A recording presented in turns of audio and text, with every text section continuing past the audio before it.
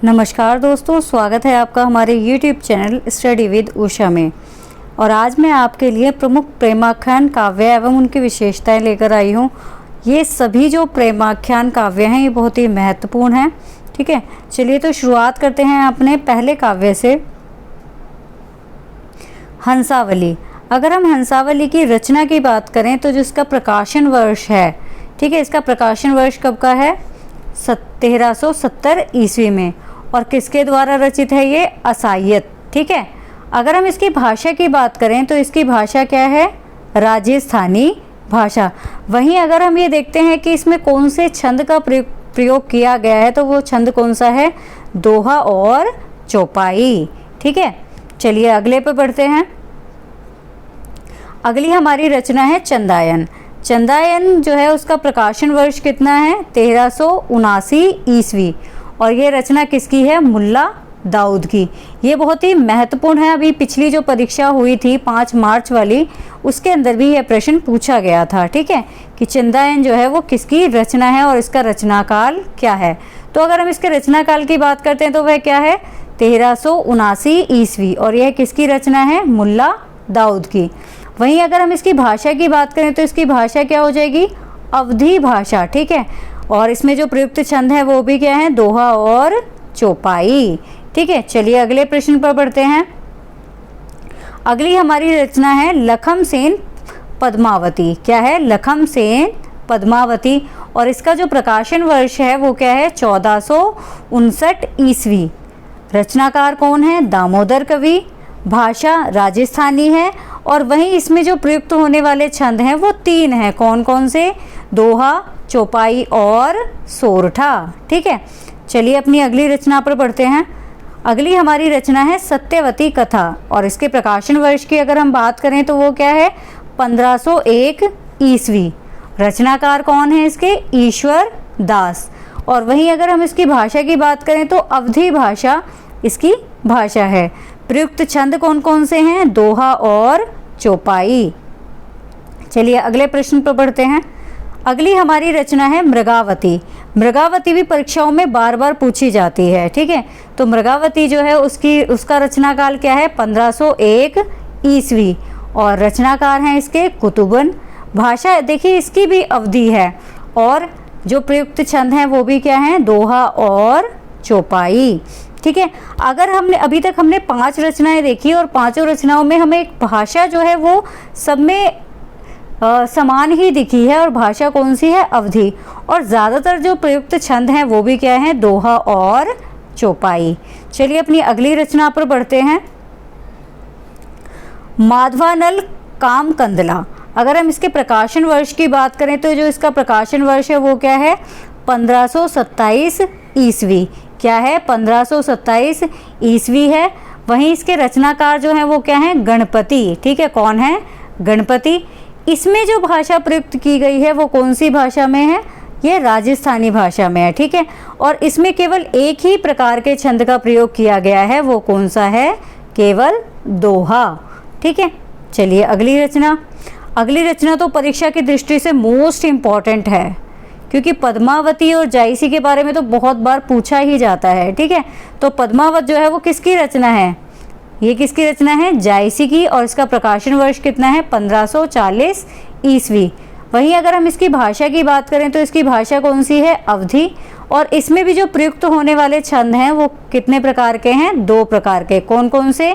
एक है दोहा और दूसरा क्या है? चौपाई। ठीक है, चलिए अपने अगले प्रश्न पर बढ़ते हैं। अगली हमारी रचना आती है मधुमालती।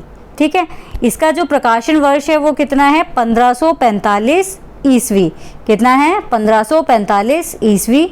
और इसके जो रचनाकार हैं वो हैं मंझन कवि। ठीक है, क्या है? मंझन कवि। वहीं इसकी भाषा की अगर हम बात करते हैं तो भाषा क्या है? अवधि।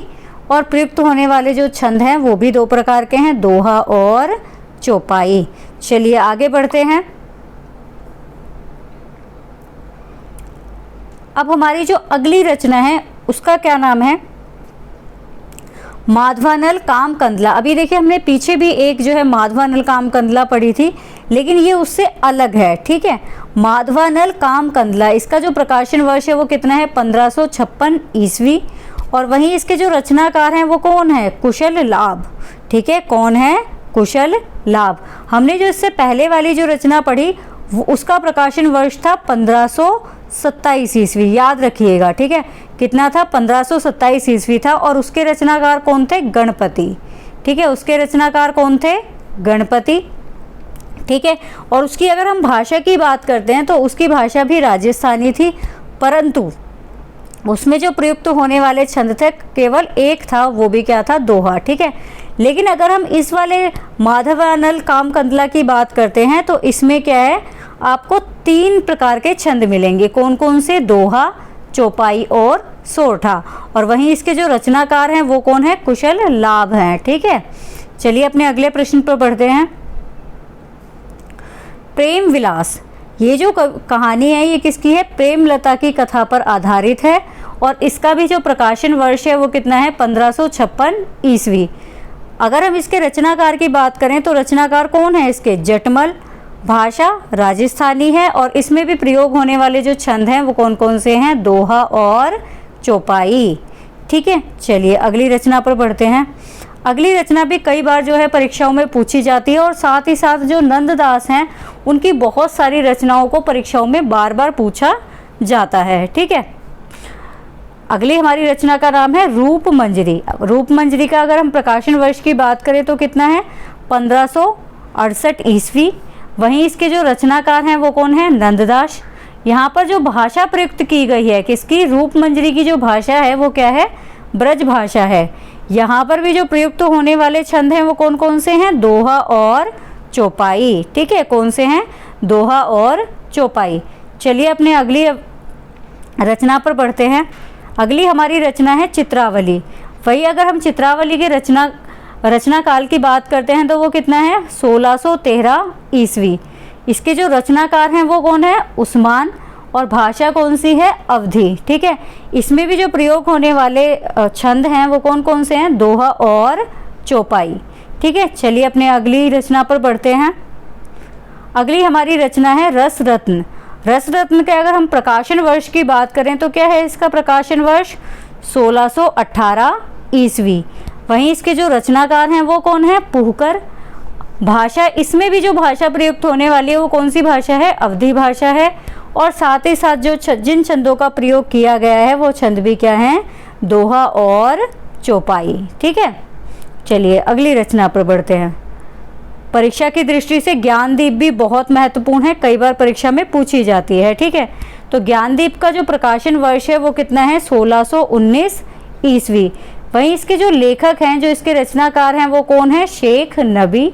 और भाषा इसकी भी क्या है? अवधी भाषा है। ठीक है, अब अवधी भाषा है और साथ ही साथ इसमें जो प्रयुक्त होने वाले जो छंद हैं वो भी 2 प्रकार के हैं। कौन कौन से हैं? दोहा और चौपाई। ठीक है, चलिए आगे बढ़ते हैं अपनी अगली रचना पर। अगली रचना भी परीक्षा की दृष्टि से बहुत महत्वपूर्ण है। नल दमयंती की कथा इम्पॉर्टेंट है, इस पर आप इम्पॉर्टेंट लगा लें। ठीक है, इसका जो प्रकाशन वर्ष है वो क्या है? 1625 ईस्वी। वहीं इसके जो रचनाकार हैं वो कौन है? नरपति व्यास। भाषा इसकी भी अवधी है और प्रयोग होने वाले जो छंद हैं वो भी क्या हैं? दोहा और चौपाई। चलिए आगे बढ़ते हैं। परीक्षा की दृष्टि से ये भी महत्वपूर्ण है। हंस जवाहिर। ठीक है, क्या है? हंस जवाहिर। और इसका जो प्रकाशन वर्ष है वो कितना है? 1731 ईस्वी है। इसके रचनाकार कौन है? कासिम शाह। और इसमें प्रयुक्त होने वाली भाषा अवधी है और प्रयोग होने वाले छंद कौन कौन से हैं? दोहा और चौपाई। ठीक है, कौन से हैं? दोहा और चौपाई। चलिए अपनी अगली रचना पर बढ़ते हैं। अगली रचना है इंद्रावती। इंद्रावती परीक्षा की दृष्टि से बहुत महत्वपूर्ण है। इसके रचनाकार कौन है? नूर मोहम्मद हैं। प्रकाशन वर्ष इसका 1740 है। भाषा कौन सी है? अवधी भाषा है। और साथ ही साथ जो प्रयोग में आने वाले जो छंद हैं, जो इसमें छंद प्रयोग किए गए हैं वो कौन कौन से हैं? दोहा और चौपाई। ठीक है, चलिए अगली अनुराग बांसुरी बहुत ज़्यादा वेरी इंपॉर्टेंट, आप इसको लगा सकते हैं क्योंकि ये परीक्षा में बार बार पूछी भी जाती है। ठीक है, तो अगर हम अनुराग बांसुरी की बात करें तो अनुराग बांसुरी किसकी रचना है? नूर मोहम्मद की। क्योंकि इसमें जिस प्रकार से इसका नाम है अनुराग बांसुरी, कई बार आपको कुछ ऐसे कवियों के नाम दे दिए जाएंगे कि आप जो है थोड़ा सा उसमें कंफ्यूज हो जाएंगे, ठीक है। तो अनुराग बांसुरी को आप याद रखिएगा कि अनुराग बांसुरी किसकी रचना है, नूर मोहम्मद की रचना है, और इसकी जो भाषा है वो कौन सी है, अवधी है। और इसमें जो प्रयोग होने वाले छंद हैं वो कौन से हैं, बरवई और चौपाई, ठीक है। तो इसमें प्रयोग होने वाले छंदों का भी विशेष ध्यान रखिए कि कौन कौन से हैं, एक बरवे है और एक चौपाई है। अब हम बात करते हैं यूसुफ जुलेखा की। तो यूसुफ जुलेखा जो है वो भी बहुत ही महत्वपूर्ण है, और इसका जो प्रकाशन वर्ष है वो कितना है, 1790 ईस्वी। और यह भी माना जाता है कि जो यूसुफ जुलेखा है वह प्रेम आख्यान काव्य की अंतिम जो है रचना मानी जाती है। और इसके जो रचनाकार हैं वो कौन है, शेख निसार हैं, ठीक है। और भाषा क्या है इसकी, अवधी, ठीक है। आई होप आपको यह वीडियो पसंद आई होगी। अगर आपको यह वीडियो पसंद आए तो कृपया चैनल को सब्सक्राइब करें, वीडियो को लाइक और शेयर करना ना भूलें। और अगर आप चाहते हैं कि मैं इन सभी कवियों का विस्तृत स्वरूप में आपके लिए एक वीडियो लेकर आऊं तो कृपया मुझे कमेंट ज़रूर करें। धन्यवाद।